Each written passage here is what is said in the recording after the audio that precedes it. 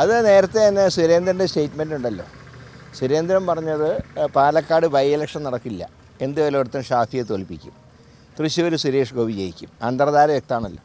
മാത്രമല്ല കഴിഞ്ഞ കുറേ കാലങ്ങളായിട്ട് പിണറായിക്ക് നരേന്ദ്രമോദിനെ അദ്ദേഹം മറന്നുപോയിന്നുണ്ട്. ഇപ്പോൾ വിമർശനം മുഴുവൻ രാഹുൽ ഗാന്ധിക്കാണല്ലോ. കഴിഞ്ഞ ദിവസത്തെ ഇന്ത്യ സഖ്യത്തിൻ്റെ റാലിയിലും പങ്കെടുത്തില്ല. ഇപ്പോൾ ചിത്രം വ്യക്തമായി. എന്താണ് ഇന്ത്യ സഖ്യത്തിൻ്റെ റാലിയിൽ പങ്കെടുക്കുന്നതിന് എന്താ കുഴപ്പം? അപ്പോൾ അതിൽ നിന്ന് ഈ അന്തർധാര വ്യക്തമാണ്. അതായത് ഒരുപാട് കമ്മ്യൂണിസ്റ്റ് നേതാക്കന്മാർ ജീവനും രക്തവും കൊടുത്ത് പടുത്തുയർത്തിയ പാർട്ടീനെ പിണറായി RSSൻ്റെ ആലയിൽ കൊണ്ട് കെട്ടി. അത്രയാണ് സംഭവിച്ചത്.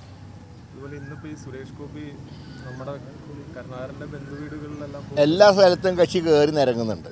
കാരണം അവിടെ ആരും അദ്ദേഹത്തിന് ഗെറ്റ് ഔട്ട് അടിക്കുന്ന പാരമ്പര്യമൊന്നും ഞങ്ങളുടെ കുടുംബത്തിൽ ആർക്കും ഇല്ല.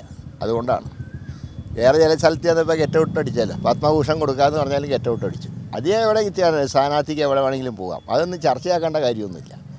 അദ്ദേഹത്തിന് 3ാം സ്ഥാനമാണ് ഈ തെരഞ്ഞെടുപ്പിൽ. അപ്പോൾ പിന്നെ അദ്ദേഹത്തിന് എവിടെ വേണമെങ്കിലും പോകാം. ആരോട് ഒരു സ്ഥാനാർത്ഥിക്ക് അവകാശമില്ല എവിടെ പോകാനും വോട്ട് ചെയ്യിക്കാൻ. അതുകൊണ്ട് മറ്റേ വോട്ടും കിട്ടാൻ പോകുന്നില്ല.